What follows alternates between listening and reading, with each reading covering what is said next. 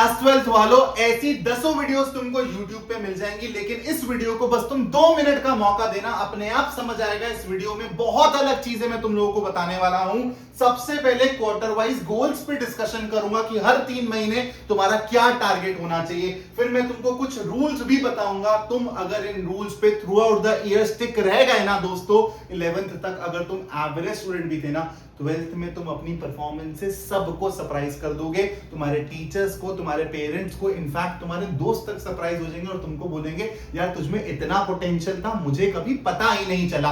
और ये वीडियो किन के लिए है?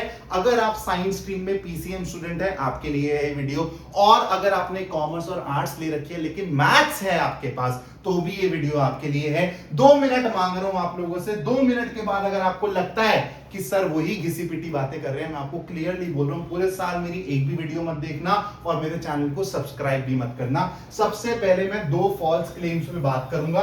ये आपको अभी इमीडिएटली सफर करना है इससे। नेक्स्ट 10-15 दिन में आप ये बहुत ज्यादा सुनोगे और आपका दिमाग इसके लिए प्रिपेयर हो जाए, इसलिए मैं आपको ये बता रहा हूं। और ये फॉल्स क्लेम्स है, इसको कंप्लीटली आपको डिस्कार्ड करना है। सबसे पहला क्लेम कि पेपर ना बहुत अंधे लेवल का टफ आने लगा है भाई। अगर तुम अब स्टार्टिंग से, स्पेशली अगर पीसीएम के स्टूडेंट हो, 2-2 3-3 घंटा नहीं पढ़ते हो तो काम नहीं चलेगा। Absolutely false and nonsense.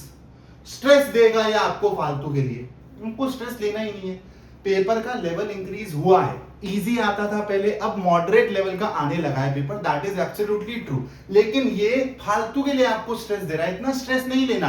अपन लोग एक बैलेंस अप्रोच रखेंगे। स्टार्टिंग में अगर आप 30-30 40-40 मिनट भी अपने सब्जेक्ट्स को देना चालू करते हो ना, स्टार्टिंग के 2 मिनट अगर आप मोमेंटम भी पकड़ते हो 30-30 40-40 मिनट पकड़ के, दिस इज एब्सोल्युटली ओके।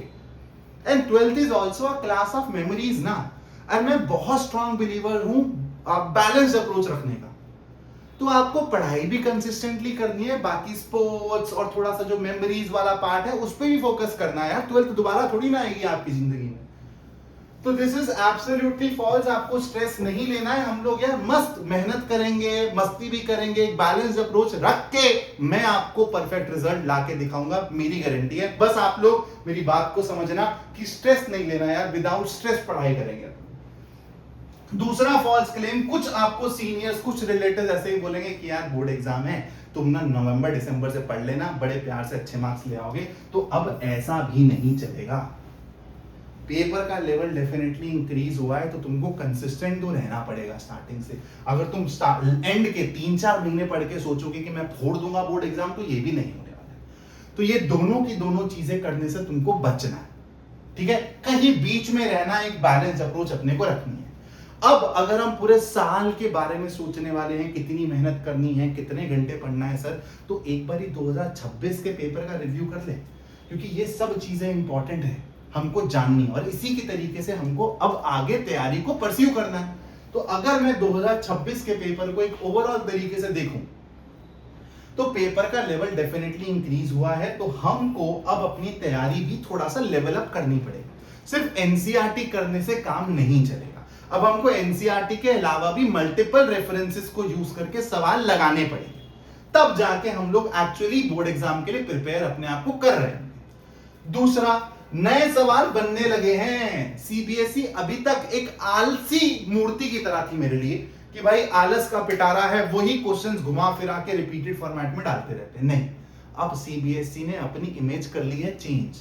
अब सीबीएसई नए सवाल बनाने पे मेहनत कर रही है। मैथ्स में, फिजिक्स में, केमिस्ट्री में नए सवाल दिख रहे हैं, और बच्चों को नए सवाल कैसे अप्रोच करने हैं वही नहीं सिखाया जाता है। और ये बहुत अच्छा हुआ है, सीबीएसई ने जब से ये किया है तो मेरे जैसे टीचर्स की वैल्यू बढ़ गई है। आपको ऐसे बहुत सारे टीचर्स दिखेंगे दोस्तों, मैं आपको क्लियरली बता रहा हूं। मैं मैथ्स का टीचर हूं, फिजिक्स केमिस्ट्री के लिए भी आपको ऐसे ही टीचर्स ढूंढने हैं जैसे मैं आपको बता रहा हूं। ऐसे मार्केट में आपको बहुत टीचर्स दिखेंगे जो आपको बेसिक लेवल पर पढ़ा देंगे, आसान आसान सवाल करवा के आपका कॉन्फिडेंस एकदम ऐसे बूस्ट अप कर देंगे। लेकिन ये कॉन्फिडेंस सबसे गलत है आपके लिए। जिस दिन आप एग्जाम में बैठोगे ना, आप सबसे पहले गंदी गंदी गालियां दोगे इन्हीं टीचर्स को कि हमको वो सब पढ़ाया ही नहीं जो एग्जाम में पूछे जाने वाला था। तो आपको ऐसे टीचर्स को फॉलो करना है जो आपको सबसे पहले तो कॉन्सेप्ट की क्लैरिटी एकदम ना टॉप नॉच दे, सारी चीजें आप लोगों के साथ डिस्कस करें वो कि यार इस कॉन्सेप्ट के आसपास ना इस टाइप से सवाल आ सकता है। तो फिजिक्स और केमिस्ट्री में भी आपको इसी लेवल के टीचर्स देखने हैं। उसके साथ साथ क्वेश्चंस आपको अच्छे लेवल के प्रैक्टिस करवाए, हाई ऑर्डर थिंकिंग क्वेश्चंस करवाए, कुछ नए सवाल करवाए और आपको उस कंफर्ट जोन से बाहर थोड़ा सा पुश करे कि भाई अगर कुछ नया सवाल आ गया तो सोचेगा कैसे, तुम्हारे को वो सोचना सिखाए। तो अपने फिजिक्स केमिस्ट्री के लिए ऐसे टीचर्स तुमको ढूंढने पड़ेंगे। मैथ के लिए तुम्हारे सामने खड़ा है बंदा, ठीक है। तुम लोग अगर मैथ्स मुझसे पढ़ते हो, चलो इसके बारे में बाद में बात करता हूं, अभी आता हूं मैं तीसरे पॉइंट। हर सेक्शन में अच्छे सवाल हैं। अभी तक हम लोग क्या अज्यूम करते थे, आपके जो सीनियर्स हैं या फिर सुपर सीनियर्स हैं वो क्या सोचते थे कि यार जो मुश्किल क्वेश्चंस होंगे ना सर, वो या तो एमसीक्यूज में आएंगे या तो केस बेस्ड में आएंगे। ये भी अब एक मिथ हो गया है। 5 मार्कर्स में भी एक आधा अच्छा सवाल डाल रही है सीबीएसई, और ऐसा भी सवाल डाल रही है जो देखा ही नहीं है आज तक, कभी आया ही नहीं है। उसके साथ साथ 2 मार्कर में, 3 मार्कर में भी अच्छे सवाल आ रहे हैं। तो हर सेक्शन में अच्छे सवाल डल रहे हैं, मतलब हमको स्टार्टिंग से ही हर सेक्शन के अच्छे क्वेश्चंस प्रैक्टिस करने पड़ेंगे। ये भी एक चेंज ऑफ अप्रोच है जो हमको लानी पड़ेगी। और यहां से हमको ये भी पता चल रहा है कि हम लोग सिर्फ और सिर्फ पीवाईक्यू ओरिएंटेड नहीं रह सकते कि हम लोग पीवाईक्यूज कर जाएं, रिपीटेड क्वेश्चंस कर जाएं और वही सवाल हमको दिख जाएंगे। नहीं, नए सवाल आ रहे हैं। समझ आ गई कहानी? तो ओवरऑल एक अप्रोच आप लोगों की डेवलप हो रही है। अब मैं आपको बता रहा हूं कि आपको क्वार्टर वाइज पढ़ना कैसे है। ध्यान से समझना, सबसे इंपॉर्टेंट स्लाइड है। अगेन मैंने यहां पर बोल्ड में लिखा हुआ है, स्टार्टिंग से आप 30-40 मिनट भी देंगे तो आप लोग बहुत अच्छे लेवल से सिलेबस को कवर करेंगे विदाउट एनी स्ट्रेस। इतना ही करना है आपको। 2-2, 3-3 घंटे का भी टाइम आएगा, लेकिन बाद में, एंड ऑफ द ईयर। सबसे पहले पीसीएम और मैथ्स दोनों के हिसाब से मैं बता रहा हूं। अगर आप अप्रैल में पढ़ना चालू कर रहे हैं तो अप्रैल और मई में, और अप्रैल में ट्राई करना कि 5-7 से आप थोड़ा थोड़ा चीजों को खींचना चालू कर दो, ठीक है, पढ़ना चालू कर दो।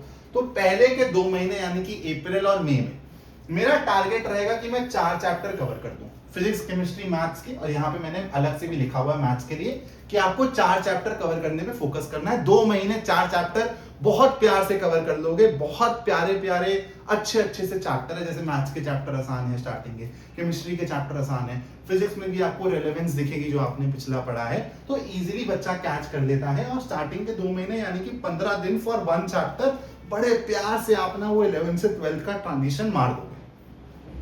उसके बाद नेक्स्ट 3 महीने में क्या करना है, जून जुलाई अगस्त यानी कि टिल अगस्त तक मेरे फिजिक्स में 9 चैप्टर कंप्लीट हो जाने चाहिए। मतलब अगले 3 महीने में मेरे को 5 चैप्टर करने हैं। पॉसिबल है, बहुत ज्यादा तो नहीं मांग रहा तुमसे। केमिस्ट्री में 8 चैप्टर हो जाने चाहिए, मतलब अगले 4 चैप्टर भी करने हैं मेरे को। और मैथ्स में मेरे 9 चैप्टर हो जाने चाहिए, तो इसके बाद मेरे को अगले 5 चैप्टर करने हैं। मैथ्स के लिए मैंने अलग से लिखा हुआ है। उसके बाद अगले 2 महीने के अंदर यानी कि सितंबर अक्टूबर में क्या करना है तुमको, इन 2 महीनों में बाकी बचा हुआ सिलेबस कवर करना है और इन्हीं सब जो तुमने पहले चीजें पढ़ी इन सबको रिवाइज करना है। मतलब हम लोग ट्राई करेंगे कि सर अक्टूबर तक या फिर अर्ली नवंबर तक मैं अपना सिलेबस निपटा लूं, क्योंकि नवंबर एंड दिसंबर से मेरे प्री बोर्ड्स आ जाते हैं।